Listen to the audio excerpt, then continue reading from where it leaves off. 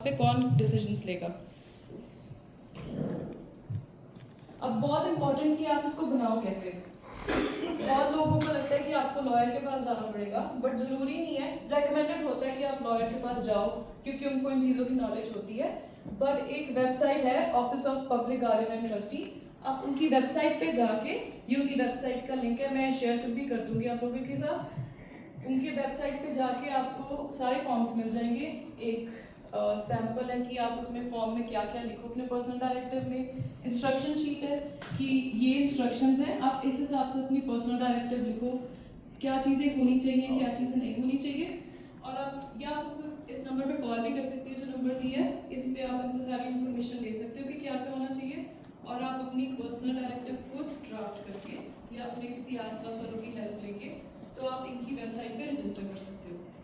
अब रजिस्टर करने के लिए इम्पॉर्टेंट इसलिए है क्योंकि ये आपके पर्सनल डायरेक्टिव की कॉपी ही रखते हैं, बट इन केस आप कल को कोई ऐसी कोई अनफॉर्चुनेटली सिचुएशन आ जाती है कि आप हॉस्पिटलाइज हो जाते हो, तो आपके डॉक्टर जब रजिस्ट्री में सर्च करेंगे तो उनके पास एक लिस्ट में नाम होगा कि आपका एजेंट ये है और ये इंसान आपके नाम पे आपके बिहाफ पे डिसीजंस ले सकता है। तो इसलिए इसको रजिस्टर करना बहुत इंपॉर्टेंट है।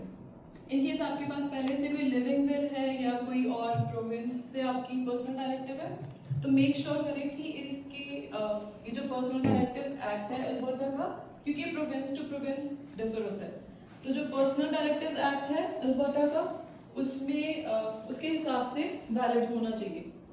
तो अगर वो है तो फिर आपका यहाँ पे पर्सनल डायरेक्टिव किसी और प्रोविंस का भी वैलिड होगा।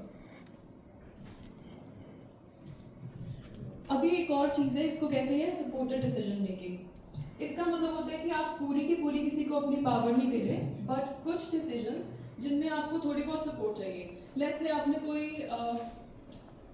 आपको कोई एजुकेशन प्लान है, आपने कोई जॉब में आप नहीं डिसाइड कर पा रहे कि आपको कौन सी आप जॉब लो या आपको किसी जॉब पे इंफॉर्मेशन चाहिए, तो आप एक फॉर्म होता है, ये भी OPGT office of public guardian and trustee में उनकी वेबसाइट पे आपको फॉर्म मिल जाएगा। इसको कहते हैं सपोर्टेड डिसीजन मेकिंग फॉर्म। आप इसमें रजिस्टर कर सकते हैं इसको। इसमें आप up to 3 number of people आप अपने दे सकते हैं डिसीजन मेकर। कल को अगर आपको किसी चीज़ में हेल्प की ज़रूरत है तो वो आपको सपोर्ट करेंगे वो डिसीजन बनाने को। इसमें भी नीचे नंबर दिया हुआ है, इन केस आपको नहीं इसके बारे में कुछ और ज़्यादा इन्फॉर्मेशन चाहिए तो आप इस नंबर पे कॉल भी कर सकते हो।